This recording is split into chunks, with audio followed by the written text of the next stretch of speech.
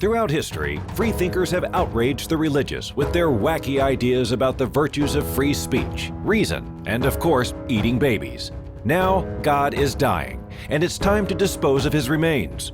From the pits of hell, Satan sends two puppets of the imperialist West and the Zionist Jews against God, Islam, and tiny kittens to bring you their propaganda and conspire for a new world order. This is Secular Jihadists for a Muslim Enlightenment with Ali Rizvi and Armin Navabi.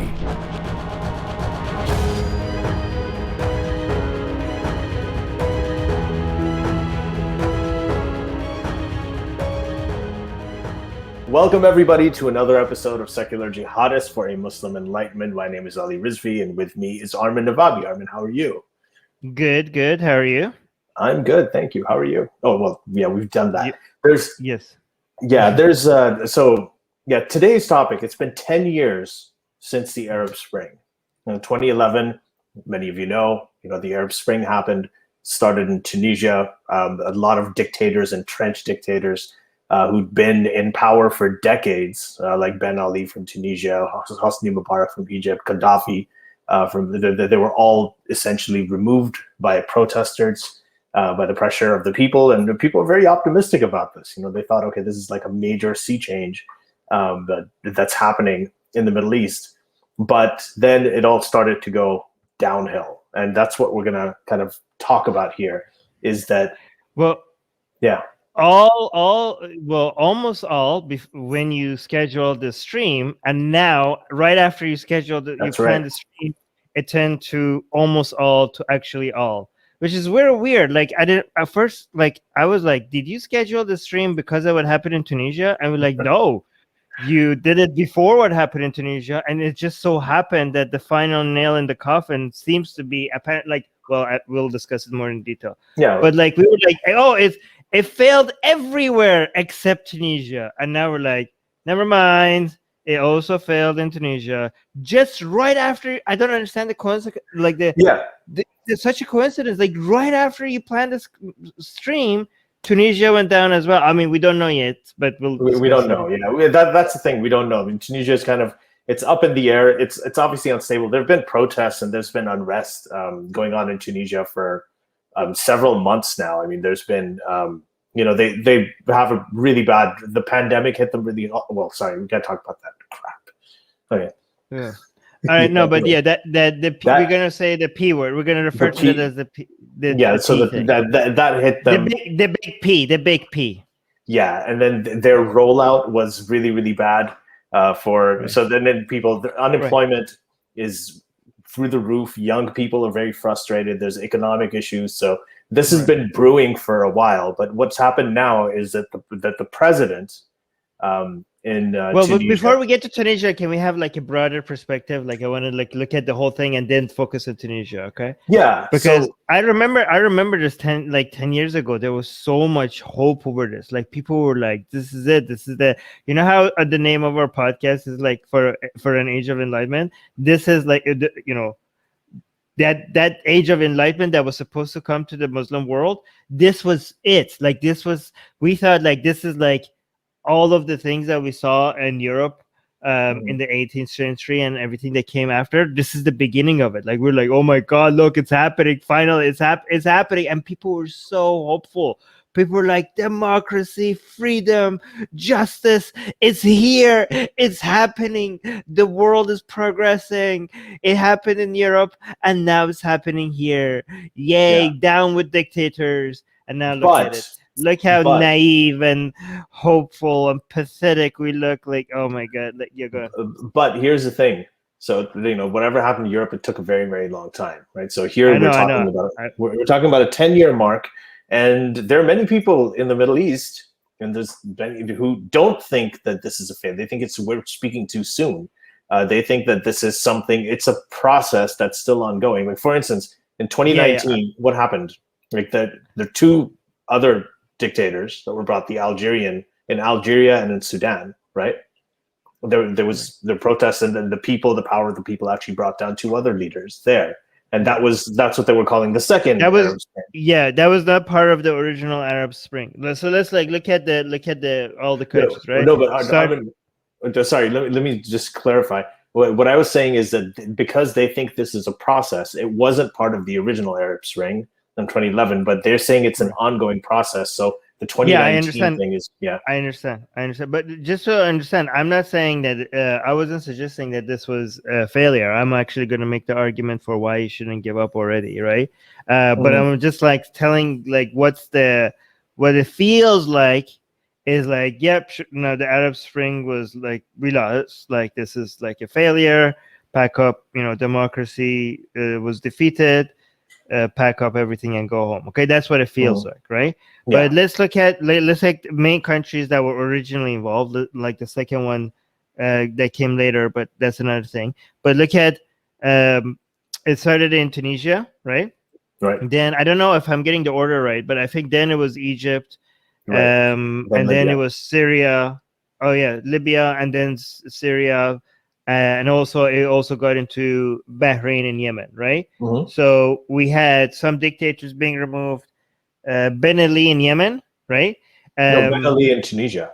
Sorry, Ben Ali in Tunisia. Sorry, Saleh in Yemen. In Egypt, we had Mubarak being removed, and then Morsi coming, and we had elections, and then people chose the Muslim Brotherhood. The Muslim Brotherhood, and people were like, what? Yeah. Oh, actually, I need to. So yeah, and then the army came in and then removed the elected government and brought back the dictatorship. So Egypt seemed like such an obvious failure because the authoritarian new regime was even worse than what Mubarak was. Like, so we had Mubarak was removed, Morsi was elected, which is the Muslim Brotherhood, and then Sisi came into power, and Sisi seems more authoritarian than Mubarak ever was, so wow. Syria seemed like so hopeful, like people were in the streets, and they're like, okay, Assad is falling, and then Assad came out with such force against its own people that was like unbelievable. Like it was so hard to even believe that the international world could just watch that happening, and it just let it happen. So it was the same thing in Libya. Qaddafi was like unleashed against his people, but he failed. Assad didn't fail because he had the support of Iran and Russia, right? Bahrain also had people rebelling against it. That one was the one that Iran's government was very excited about because that So it's very interesting. Like Bahrain and Syria are kind of the mirror image of each other, right? So in Syria we had their Shia regime that people protest against the authoritarian Shias in charge, although it was secular, but still was Shias in charge. And Iran was like, no, sorry people, no democracy for you. This is our buddy. These are our buddies here. So we're going to come in and, crush the dissent. And in Bahrain, though, Iran was like, oh, yeah, dissent, topple the dictator, everybody, because Bahrain was like a Sunnis ruling over Shias. Yeah. So it was in Iran's interest for that to happen. And Saudi Arabia was like, no, these are our buddies. No democracy for you. We're going to send in our troops. So Iran sent troops to defend Assad, and Saudi Arabia sent troops to defend the dictators in Bahrain. So the dissent in Bahrain and in Syria was crushed by foreign regimes that had interest there. In Yemen, so basically Syria and Bahrain, the dictators were not removed. In Egypt, the dictators were removed and were replaced with another dictators, kind of like a Napoleon kind of situation. In Yemen, also the dictator was removed. Yemen and Libya are like each other kind of, because the dictator in Yemen, the dictator was Saleh, and I mean technically he was a dictator even though he was elected and all, because he wouldn't leave ever. But both of those turned into like forever civil wars after, right? Like the removal of the dictators in Yemen and Libya resulted in conflict forever until now, and people might be like, this is not like, we don't like dictators, but we don't like this chaos as well, right? So Libya and Yemen are like each other. Bahrain and Syria are like each other, the mirror image of each other. Egypt was like kind of like the French Revolution, a dictator being replaced by a worse dictator, like a more authoritarian dictator. And Tunisia was the only success story until 2 days ago, right? Yeah, Tunisia was the only success story. People were like, everybody was like, you know what? Tunisia is a role model. everyone was like, you know what?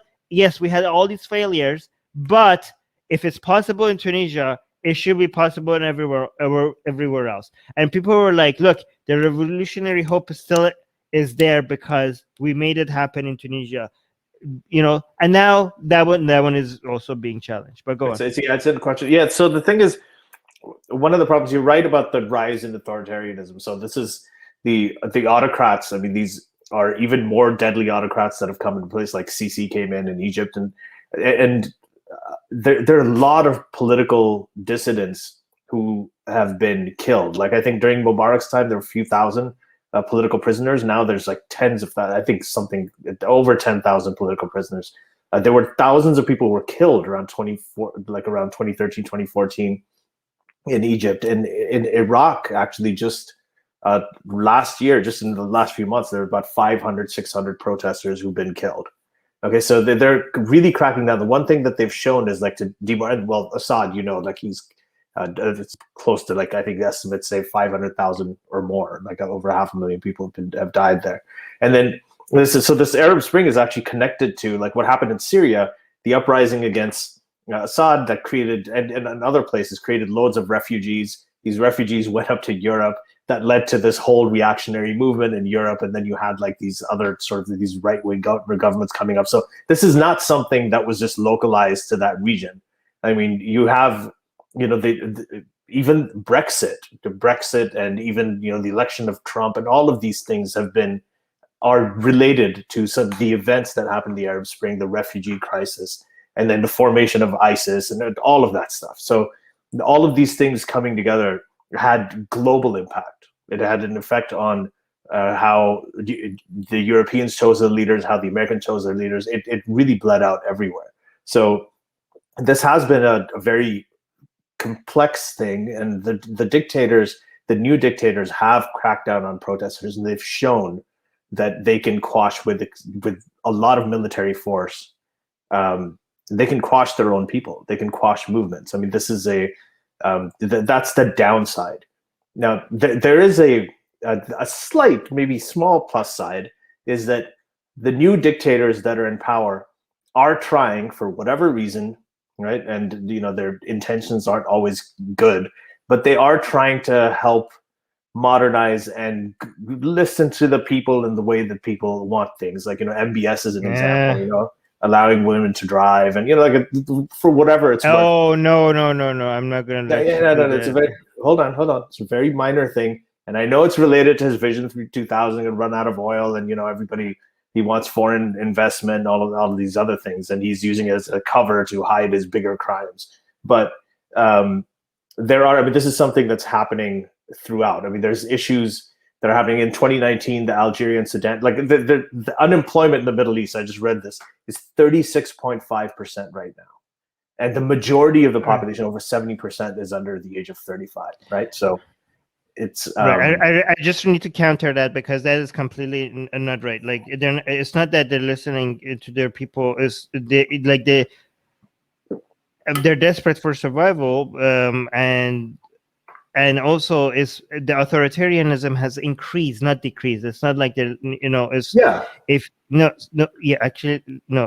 Ali. So if I start beating my wife and then tell her that, that purse that you wanted, I'm going to buy it for you, right? This is not progress, right? Like, people, like, we can't, I mean, I know, like, you're not saying that, but we can't describe this as them listening to their people more. We can describe this as them being more responsive to people's demands. It's the exact opposite of that.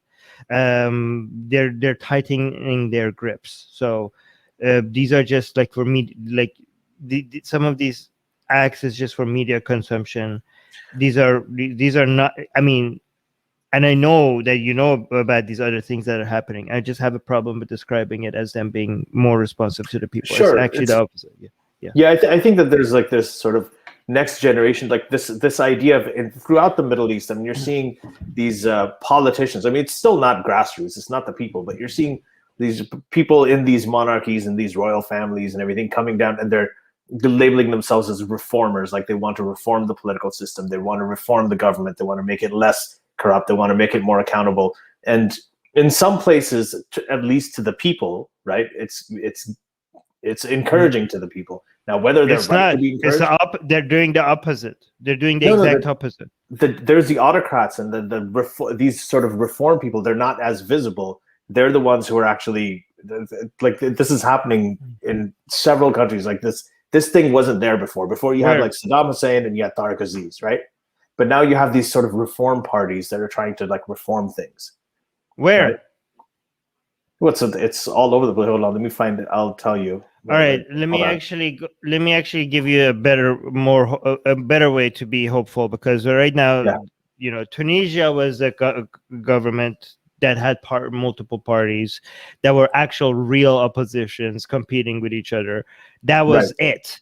The other ones did not have that. And Tunisia now, we have like a coup, could be described as a coup. What's happening, right?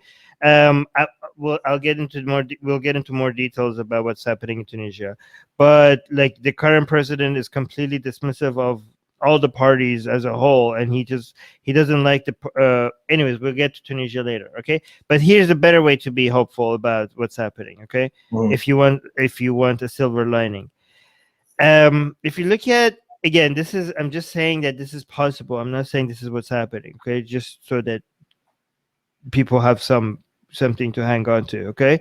Right. And just let me finish. If you look at, like, if I'm giving you one example, this is not a proof that it's going to happen, right? Because it's just an example. So I'm using anecdotal, like a sample size of like 1 or 2. So obviously this is not a way to conclude things, but it's when you're using Ali, you don't need to say when I'm talking, okay? When you when you use a sample size of 1, what happens is that instead of saying that therefore this is going to happen, what you're actually saying is that look at what's possible, look at the things that are possible, right? And if you look at, for example, the French Revolution, right, it seemed like it backfired, right? It seemed like, I mean, it did actually, it backfired in a way that it was supposed to bring power to the people. It was supposed to bring open the door for Enlightenment values. It was supposed to give people justice, representation in government, freedom of expression, and all the good stuff, equality, blah blah blah, all of that, right? And it got a whole bunch of people killed. The French Revolution, and the people who were in charge of revolution were actually some of the most brutal people. They couldn't stop chopping heads off. Even their own allies, all of a sudden, everybody that disagreed with them started, like, this was like a revolution that was supposed to bring power to the people, and all of a sudden it turned into everyone's head being chopped off, even if they slightly disagreed with you, right? And then eventually it led to a authoritarian coming into power that was even more authoritarian than the people who were removed. It had absolute power. So people, if you looked at it back then, you were like, okay, well, this was a failure. This was an absolute failure.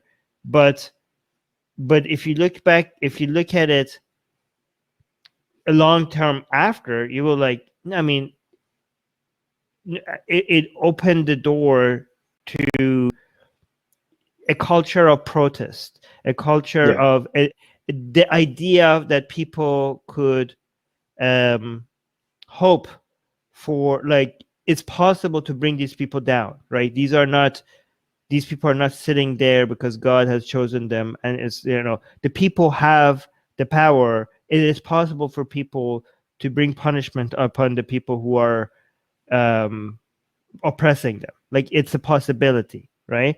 And fighting for justice and freedom and equality and all that stuff could potentially bring down the people who are against it, right? And just making it a habit of demanding these things, like creating a culture where people demand these things, eventually led to these Enlightenment values becoming the norm, even if it didn't look like it in the short term, right? So I'm not saying that's what's going to happen. It really depends on what future generations or the current people in these countries what their perception is of what happened, right? Are they going to feel like, well, we managed to like take down dictators once. These new people are not representing us. We did it once. We could do it again. Like we could keep trying until we get it right. Or are they going to feel more like this was a failure. Let's not do that again, right? Mm-hmm. Like if they feel like this idea of protesting, it failed. The results were not good, right? So I think it really depends on what is the take-home message. The results depend on what the take-home message is. Yeah, I think that there's a mindset that they can influence these dictators in a way that they couldn't before, right? And so that's what I'm saying. Like some of these, like these reform parties and that, or even with the MBS case, right? Like when you talk to people in Saudi Arabia, there's many people who see through it, but there are a lot of people who actually are encouraged by the things that he's doing. I mean, you're going to say that they're falling for it. In Saudi Arabia, there are a lot of young people who are encouraged by the changes that MBS is bringing about. They may be misinformed. You may say that, okay, they're naive and they're falling for his tricks and everything. That's fine, but I'm talking about reality. Yeah, I know, but I'm also talking about a general atmosphere and a mindset that has normalized protests. That has normalized these. I mean, yes, they've been killed for it, they've been shot for it, but the leaders are prepared for it, and the young people know that it is a way that you can potentially get things done, even though the cost might be really high. And that's exactly why Saudi Arabia is not going in that direction, right? Because Saudi Arabia, the people in charge there want to understand that no matter what happens, don't normalize protests, right? Send them oil money in their at home, like you saw, Right? Right? Like make them give them empty promises and stuff. Just don't let people come up with the idea that they're allowed to like, even when you give them rights, even when you let them drive, the people who ask for make sure the people who ask for it stay in jail and or pay a heavy price for it, right? So this is why Saudi Arabia is actually going backwards, because the idea is like, at whatever cost, do not create a culture of protest or dissent, right? Yeah, this is why some of these empty promises or these show things is not helping Saudi Arabia, and it's actually keeping it back, right? Yeah, but the reason that Saudi Arabia is doing that, and MBS is trying to do, even though he's taken more control over the country than any other leader before, but the reason that he's doing it is because he knows that there is a mindset of protest, that younger people right now are susceptible to going out and doing that. So he's throwing them, little bits of fruit to just keep them satisfied for a little bit, so that to prevent them from protesting. But he is reacting to that mindset that's already there. A mindset that exists there less than before, given how brutally he oppresses even his own family and people that are in power, right? So again, that's why I think Saudi Arabia is actually going backwards, not forward. I do want to focus, talk a little bit about. I mean, by the way, that could change at any moment. Look, Saudi Arabia is like very fragile right now.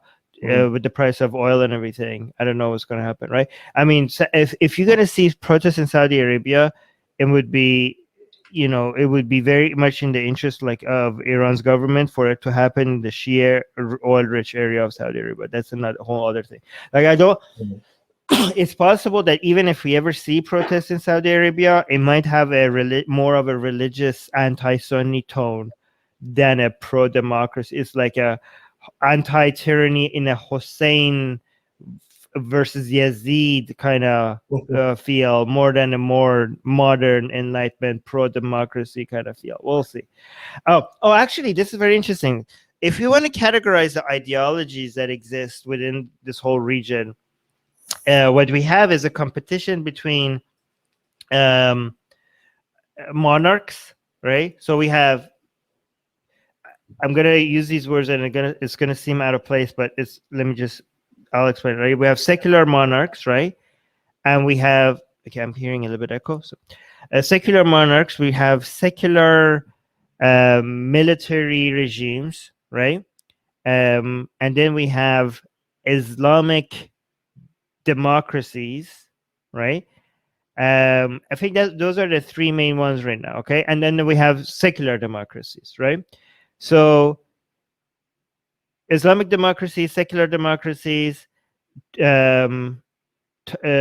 military tyrants, or monarchy tyrants, right? Like, so the idea is that the people who are tyrants, right?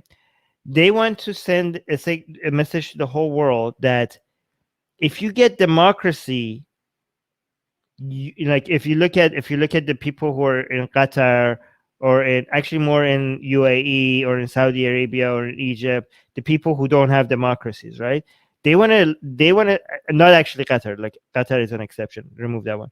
They want to send the message that you do not want to encourage democracy here. Okay, their main reason for why they say that is because that will go against their interests, because they're tyrants themselves. But the message that they're sending is like, do you guys want Islam? Do you guys want Islam? Because that's what you're gonna get if you get democracy here. Okay, and they're like, look at Egypt. You give people a chance to choose, and they chose Islam. Okay, it might seem weird for people to feel like, really, you think like Saudi Arabia and UAE, they're threatening the world with, oh, you want Islam, you don't encourage democracy here because you're going to get Islam. But that's actually what they're doing. That's their message. Like, people will choose Islam, so that's why you need us. You need secular monarchs. And yes, I'm calling Saudi's regime secular. Even, if people disagree, we could argue about that. Or like, if you look at the Assads or the Sisis, these are secular tyrants, right? They're like, the message to the world is that you need Sisis, you need monarchs like Saudi Arabia, because you wouldn't like what you get if people choose what all right. But then Tunisia was an example for people to be like, no, look, people could choose like a democracy where the Islamists and the secularists could work like side by side without Islamizing everything to so much. I mean, it's still Islamized a lot, but not compared to, like, I don't know what Morsi would have done, or the Muslim Brotherhood would. Basically, Saudi Arabia likes to, like, has the picture of like Muslim Brotherhood symbol. I'd be like, boo! Like, you want democracy? That's what you're gonna get. You're gonna get Muslim Brotherhood. Like, so scared of everybody. Like, and also, Ali, this actually works very well with the narratives of the radicals, right? The ISIS and other groups, people be like, look, guys, they don't want democracy for you, okay? These other countries who are telling you like, yay, let's bring democracy. They give you democracy, and then you choose Islam, and they're like, oh, sorry, you chose wrong. Here's let's go back to tyranny, right? They're like, and this is why the radicals, they're like, okay, guys, if you want Islam, you have to get it our way, right? You have to get it by force.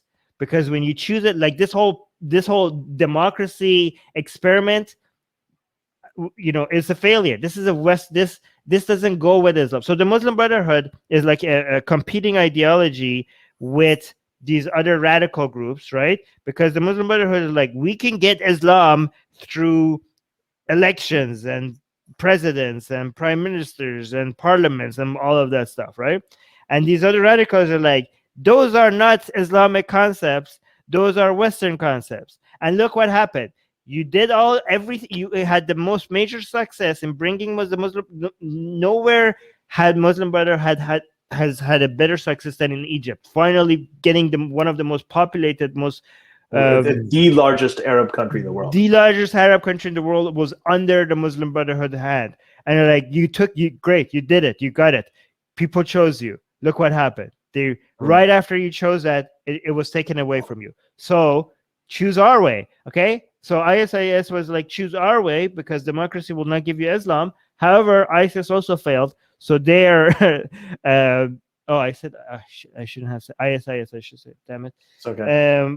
So they also failed. So their marketing is down the drain as well. So people are just hopeless. Oh, another thing, a lot of people might think that this is a fight between right now, if you think like, what do people want? Is this a fight between Islamism and secularism, right? even though a lot of the narrative seems to be like that, right? It's not like that anymore as much. People are just hungry, okay? People are just like, we just want somebody competent to manage things properly. Like the narrative of the fight between secularism and Islamism is still there, but it's especially after the pandemic and everything, it has taken a backseat over like, can we just get somebody that knows how to run the economy, that is just like is competent, that just fights against corruption? Anybody, we don't care. We don't care what religious affiliation. Yeah, that's the mood right now. But go on. Yeah, that's what, like, even within these dictators, like you have these sort of reform leaders that are coming in within these establishments as well, and but there's a what you're saying is interesting because they're not wrong. Like these people who say that if you get rid of the secular dictators, you're going to get Islamic parties. They're not wrong, because what's happened for decades while all of these dictators have been in power, the only people who had the courage or essentially the balls to organize a proper oppositional effort against these dictators were the Islamic parties. They're the only ones. Like there were all these other sort of subgroups as well. I mean, you saw that in Iran too, in the Iranian Revolution, right? Ultimately, when you have an opposition to a dictatorship, even if there are many other different parties, the one that's usually the most organized and that's the most coherent is the Islamic Party. And that it's been like that throughout the Arab world. I mean, you had the Muslim Brotherhood there in Syria. You also had opposition. The main opposition was a lot of these Islamist parties. So this has been the story pretty much throughout the Middle East, because these are the only people who were there to organize. So when these dictators come down after, like Qaddafi, 40 years in power, Mubarak, I think a few decades in power, when they come down, then that vacuum is immediately filled by these people who already have this great organizational structure that they've been building for years. Right? So it isn't surprising that would happen. Yeah. Yeah, we do need to talk about Tunisia and then also go to Patreon questions. Okay. So what is interesting about Tunisia is that we are still deciding as of now if this is a coup or not. We can't.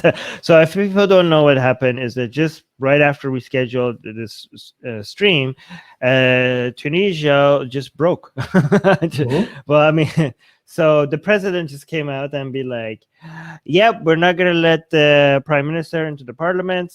People are not happy with the prime minister, especially with his response to the pandemic, and everybody's upset. So I, as the president, I'm just going to decide on my own that the prime minister is no longer the prime minister. I'm just like, by what authority? Like, just gonna, he keeps talking about the Constitution, like I get to do this because it's Constitution, but the Constitution clearly says that he needs to talk to the prime minister before he could do something like that. So people are like, yeah, this is a coup of this, and he's like, no, it's not a coup, it's right in the Constitution, and people are like, oh, this is a coup. So now apparently it seems like the decision on whether this is a coup or not is going to be dependent on what happens in the next month, whether he's going to allow another prime minister to come in and the parliament to open or not. And people are like, okay, if you don't let this happen, then this definitely is a coup. Right now people are fighting over what this is, right?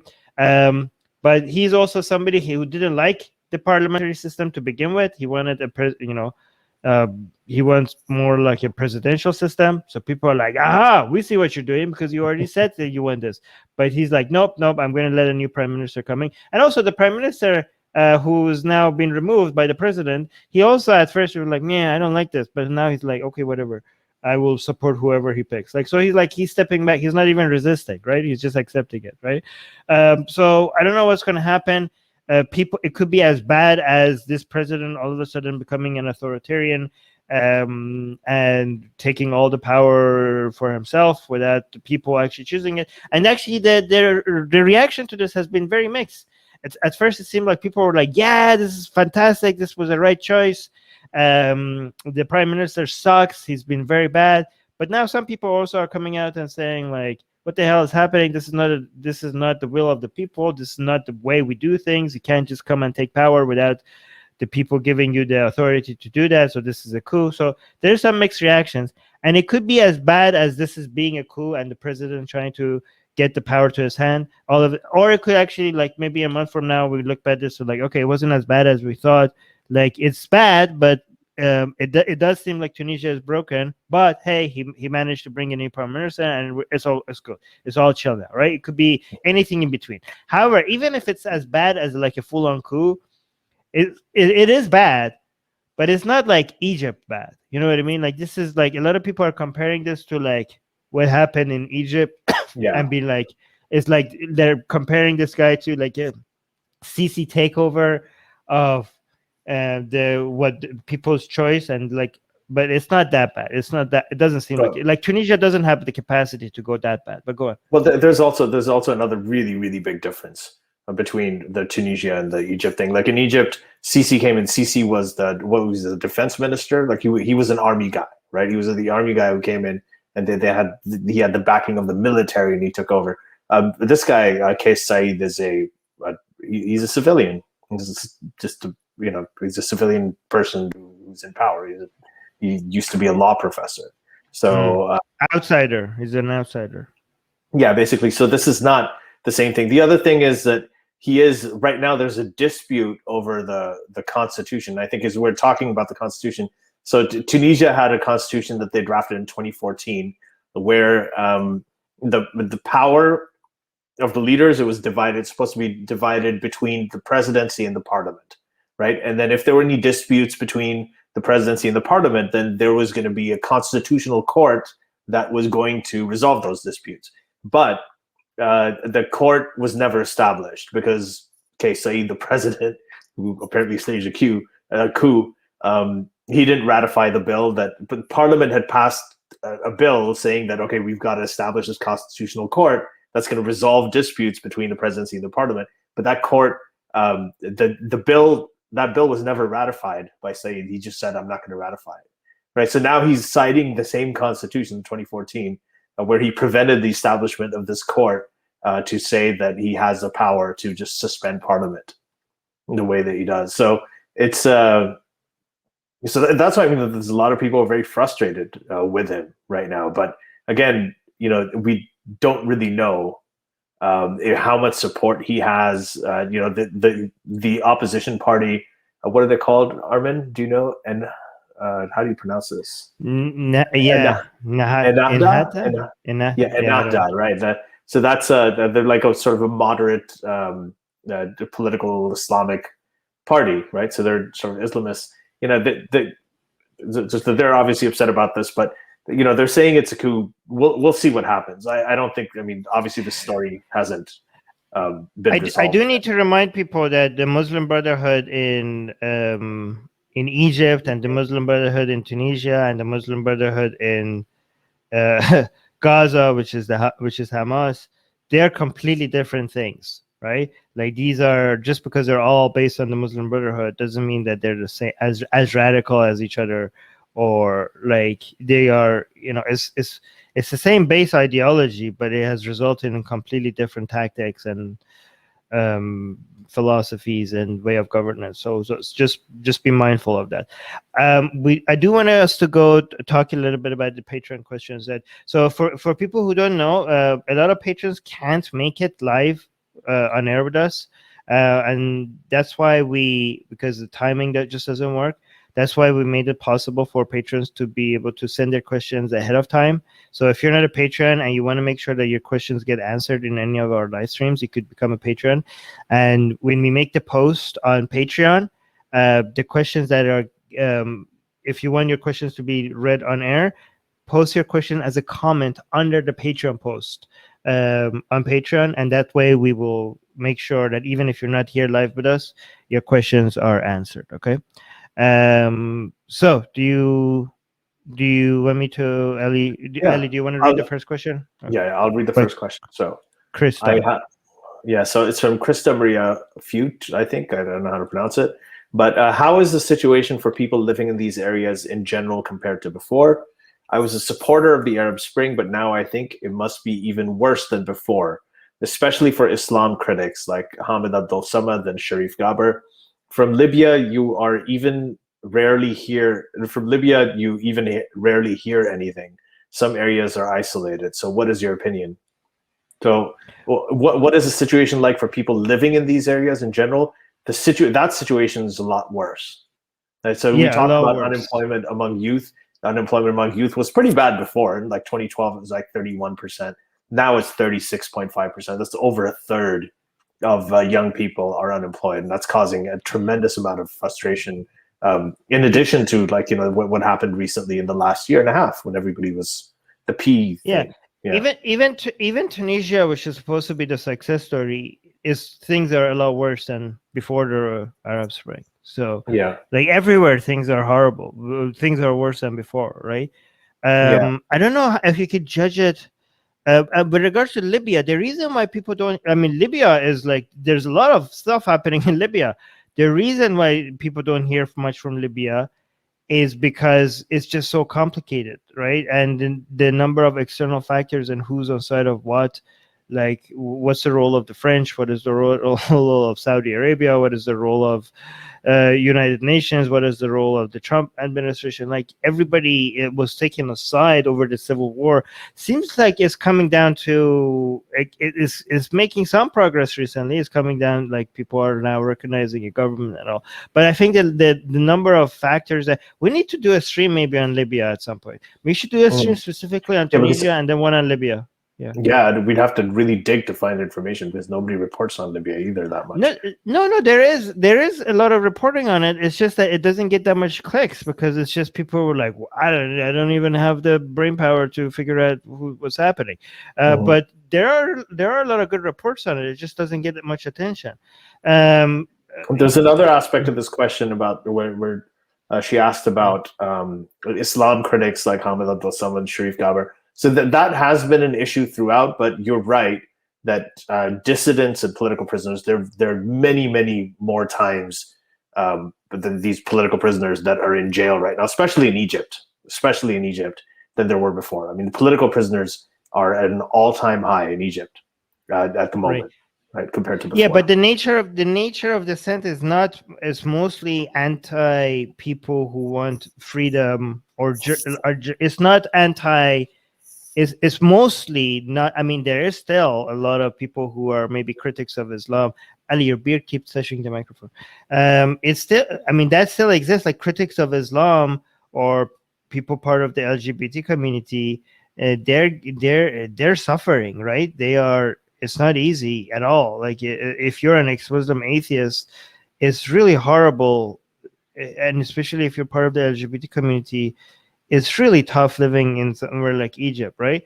However, let's be quite clear. Like most of the people who are in jail are not that. Like if you want number wise, like the authoritarian and the oppression has increased, but these are somewhat. When I say secular authoritarianism, I'm not saying like these people are not Muslim or that they don't care about Islam or that Islam doesn't influence their behavior. What we're saying is that they're mostly motivated by other things other than Islam. Like, in fact, they are very much against a lot of Islamic parties or Islamic movements, right? So like that's why like somebody like Sisi or Assad is considered like a secular authoritarian, right? So it's like a very not motivated mostly by religion. So that's what it is. And that's why if you look at the dissent that is being oppressed, it's mostly against like journalists or people who are bringing attention to the corruption of the government. It's not mostly people who are critical of Islam. And so, and again, I'm not saying because they tolerate that. It's just relatively to it's a numbers thing, right? So the pressure against like ex-Muslims or atheists or LGBT community still exists like before, but given how much oppression and exists against all these journalists, these are record high numbers, right? It just looks relatively small compared to that, right? So I'm not trying to dismiss the bad experience that all these people, ex-Muslims, are. And another way to look at it, by the way, is that this government does not seem as friendly with, like, there's somewhat of a competition between the influence of the Sisi's government and, for example, Al Azhar University. I always want to say Zahra because the name comes from Muhammad's daughter, but I don't know why they changed it from Zahra to Al Azhar. Anyways, from the Al Azhar University, which is supposed to be the main authority when it comes to everything Islamic in the Sunni world, that happens to be in Egypt. And that's not actually very convenient for an authoritarian, right? So you would think they would be proud of, like, if you're an authoritarian in Egypt, would you be happy that the center of all the most authoritative source of what is Sunni Islam and what is not Sunni Islam exists in your country?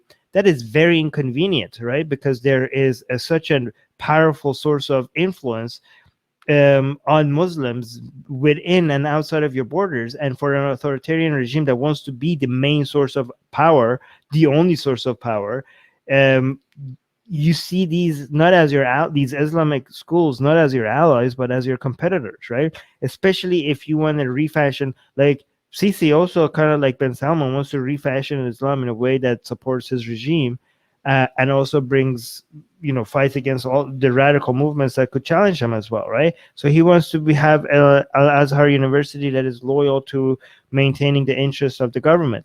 And if those elements does not exist there, there's going to be some tensions, right? There's going to be some tensions. I mean, some people are bending the knee and folding in Al Azhar universities, but like there is like a behind the scene, there are things that are happening that we don't know of. I mean, people, you can't just like, both. There's a tension there that, Sisi can't just go in and just be like, you know what, I'm shutting you down. That would be like very unpopular. And they can't also be like, hey, your regime is not Islamic and you shouldn't have the regime. They will also get, they would pay a heavy price for it. So there's just like tension that exists, but also you pretend like it doesn't exist, like you market it as if we are like completely with each other, but there's so that's also there. There's some competition there. But go ahead now. Yeah, no, that's fine. I was going to go and read the second question. Okay, go on. So and this is kind of something we've covered. So Claudia is saying, is it a case of, quote, meet the new boss same as the old boss, end quote? It seems like they just mostly wound up with new dictators when that's worse. Yeah, but Claudia, it's not just new dictators. It's not actually. So you're saying is meet the new boss same as the old boss.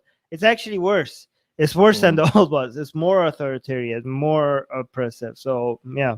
And in that transition between the old boss and the new boss, what they did was they just really, really showed that they can just use immense force on their own people. They won't hesitate to do it to keep them down. So they've demonstrated that too. There are some other comments on the Facebook group by our own friend Mohammed from Egypt. He had a 6-point summary of how he sees it. Do you know which one I'm talking about? So there's a Facebook group specifically for our patrons, and Mohammed, who's from Egypt. Do you want to read his summary of what his take? I'm going to have to open it. Just read it out if you have it in front of you. Okay, but while I do that, can you remind people who Muhammad is? Because Muhammad, which Muhammad? Nofal?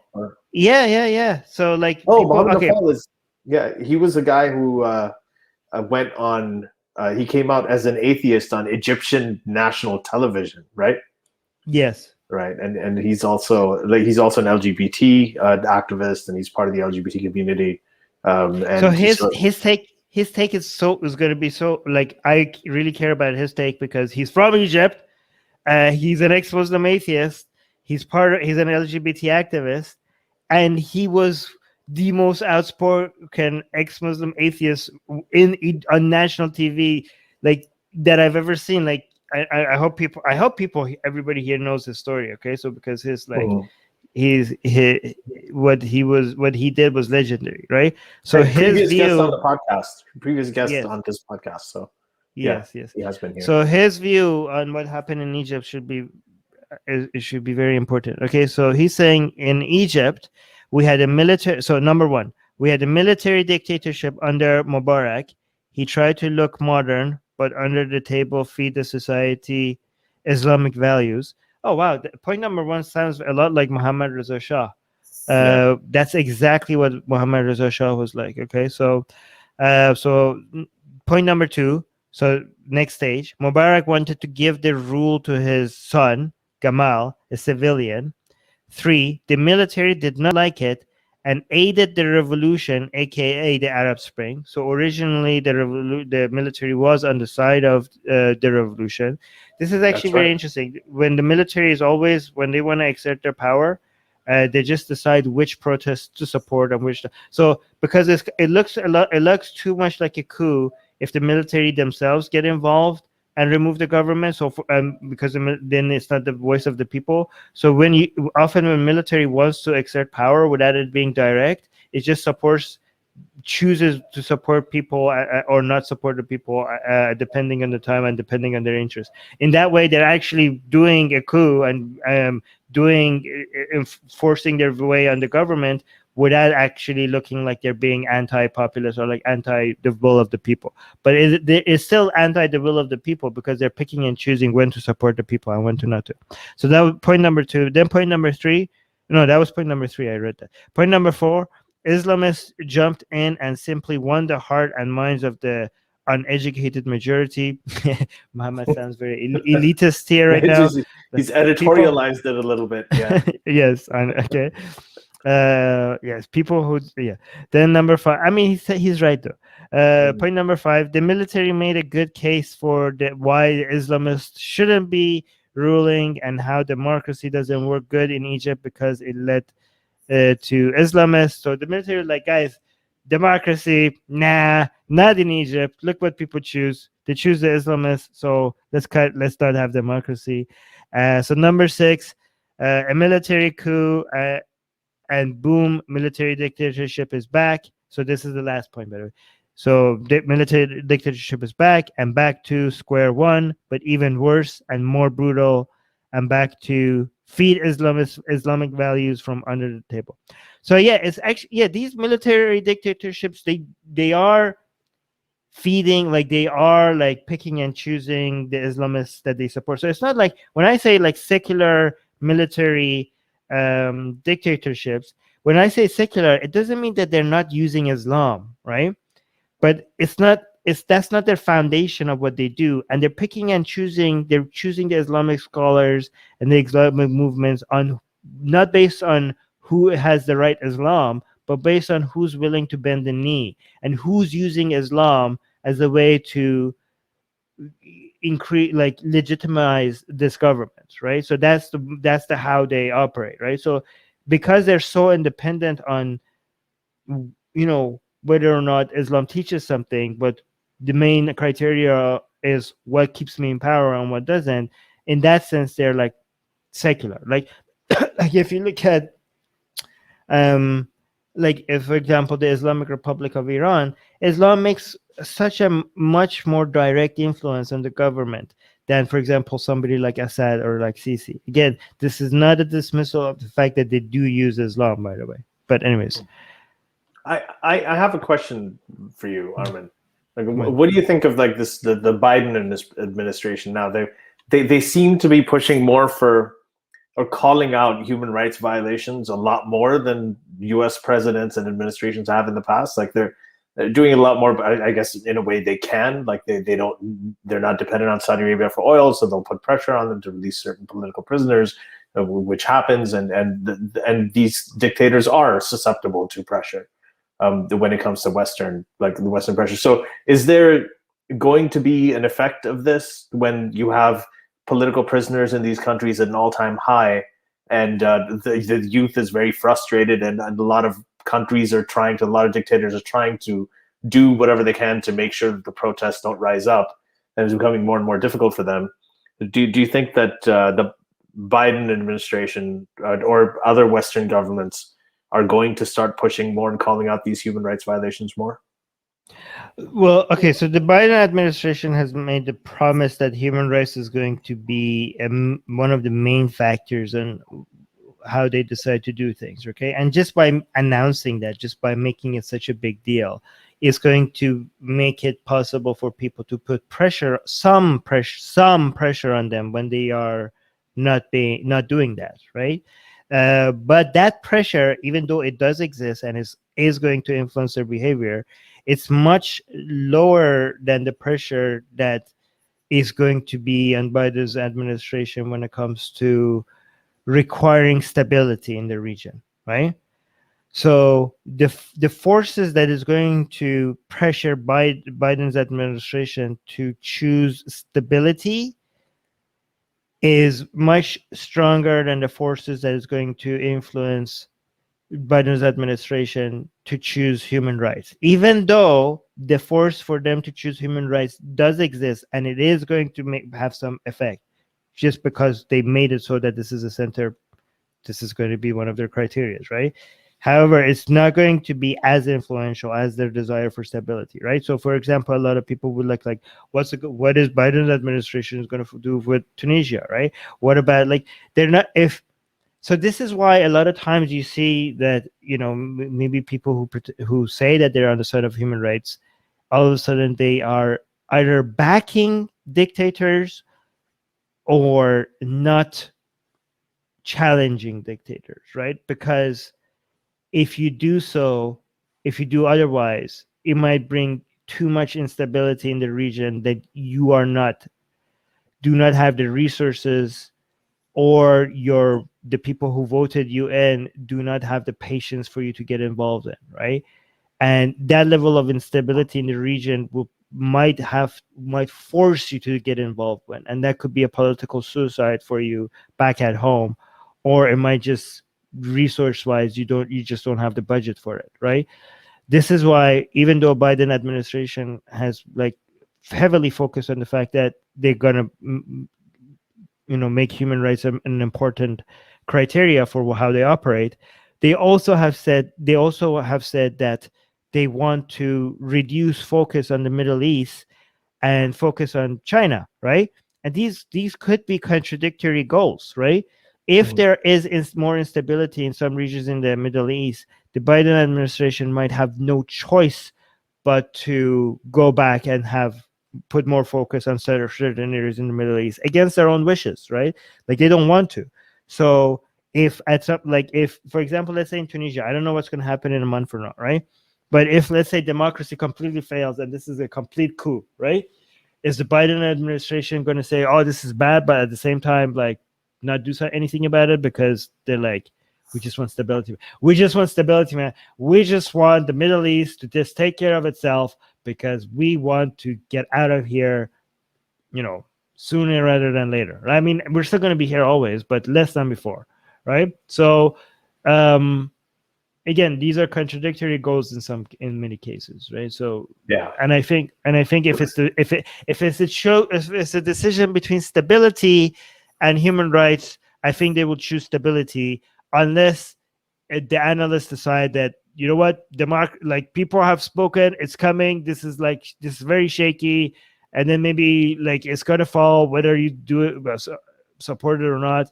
Then in that case we're oh, okay, I guess we're gonna be on the side of human rights in this one, I guess, because it's already too late. I think to close on this, I think Susanna's question 1002 is questions, and also we have some comments that I want to highlight as well. Okay. Yeah, so Susanna's asking a pretty simple question: was it worth it? And I think both of us should answer that. What do you think, Armin? Was it worth it? I don't think it's for me to decide, because I haven't lost my job, I haven't lost my family member, I haven't have my life improved, or because some people's lives has improved. Some people are a lot more people's lives have not improved and actually done the exact opposite, right? But some people might feel this is like Ali said at the beginning of the show, this is 10 years is too short for democracy to win. When you look at history, you see the struggle against authoritarianism takes longer than just 10 years. And this was the initial stab at it, and it's going to take longer. And, you shouldn't give up hope. So some people from these regions might be you know what, it was worth it because this was our first try and we're going to keep at it. And some people, but who am I to say it was worth it for somebody who lost a son or a sister or a mother or a father, or somebody that used to have a stable job and now they can't feed their children, or somebody that lives in Libya and is constantly under the stress of like lack of security, the security that at least maybe they had under Qaddafi. I don't think I'm in a position to be able to decide that if this was worth it or not. Like, overall, like big overview, like if you look at it, it's too early to tell. The big overview is too early to tell. Mm-hmm. Yeah, Ask me in 20 years. Ask me in 20 years. Okay, got it. I think that at this point I'm going to slightly lean towards yes, it was worth it, because when you have a situation like this, they tried it out. They saw that there was something possible in some places. It didn't work out everywhere. In some places, they also got an idea of what the cost is. And sometimes in Syria, the cost has been tremendous, right? So they know these things. So what the advantage of that, and they know that how the internet and social media and everything was able to power these things. So whenever you have one situation like this that happens, then the next group of people, the next generation, or whatever it is, like even younger people, the next group of people who are going to do it, they learn from those lessons and they essentially hone the mechanism and they improve it. I mean, that's just been the natural history of how change happens in the world. So in that sense, I also think it's too early to tell, but I think that part of it, that the protest has been normalized, it has been seen, it has produced some results, even though they were spotty. I think overall that is going to probably pay off in the end. All right. Music guy is saying steps towards democracy is always worth it. Look at how many times Europe attempted to boot out monarchy and tyrants. Exactly. That's why you can still be somewhat hopeful. But he also says Egypt is going backwards, though. Yep. Like 1,600 years back. Well, I mean, it could be 2 steps forward, 1 step back, or 1 step forward. It could be, we don't know yet. Again, we don't have the projected timeline. It hasn't been long enough. A music guy is also saying education is so critical to accomplishing democracy. I think a lot of people dismiss how important this is, and this just sounds like a cliche, like, oh yeah, the education good, but it is actually so correct. This just sounds like a positive thing that people just say just because they're being like, I don't know, romantic about the influence of like rational thinking and education, but it's actually so true. This is like if this is a cliche, it is for a good reason.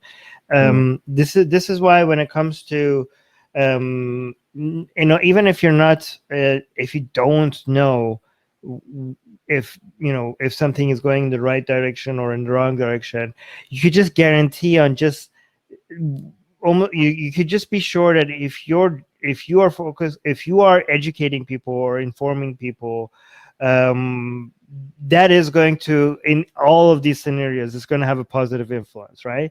And that's why we do this show, by the way, because that's the only thing that you could be almost certain about, that this, more information, more access to different perspectives, more education, more critical thinking skills, this has a much bigger influence on what these outcomes of anything, of the outcomes of democracy, the outcomes of protest, the outcomes of activism. They are so much influenced by something as simple as better education, which is not simple at all. There is some last question that is not relevant at all to the topic, but because we're about to go, we might as well just highlight it. Have you guys? The multiculturalist is saying, hey guys, have you ever played D&D? That's Dungeons and Dragons. What do you think of a D&D campaign that included Islamic and Christian elements, stories, and characters? What would you think the biggest challenges would be? I'm sorry, I've never played it. I've never played it. I know about it. I haven't, but I'm so much in favor of this. I will start playing Dungeons and Dragons if it was something if that happens. Yeah. This might right. Yeah. Somebody make this happen. All right. Anyways, anything you want to say? No, I think that's great. Let's see what happens. Let's see what happens in the next 10 years. I am optimistic generally when it comes to these things. So let's see. I'm just really curious. But thank you everybody who joined us and for listening to this. If you're listening to this on audio, do consider going to patreon.com/SJME, becoming a patron for as little as $1 a month, and you'll get 5 episodes or 6 every month. And you'll be able to watch them live. You'll be able to ask questions live. And if you can't make it live, you'll be able to ask questions in the Patreon page, and your questions will be read first and addressed first. So and if you like what you hear here, if you don't want to become a patron, then please go and rank us on iTunes or what is it? Ratings? Yeah, give us a rating on iTunes. Rate us on iTunes. Or share our videos on YouTube. Share our videos on YouTube. Not this one, because this is for patrons only. But the short clips and also the audio version, share it on YouTube. That really helps our channel. Mm-hmm. All right, guys. Mars is saying thanks for the show as always, fellas. And Music Guy is saying great stream, guys. Bye. Great question. Thank you, everybody. Be best. Be best, everyone. Bye. See you next time. The Secular Jihadists have been made possible thanks to the Illuminati and the covert support of Israel and the CIA. That's what we have been told, but we haven't received our checks yet. If you like what we do, please support us. Share the podcast with your friends. Write and tweet us with topic and guest suggestions. Or head over to secularjihadists.com and give $1 or more for exclusive access to live video. Have your questions read and answered on the air, and more. Till next time, may the flying spaghetti monster be with you.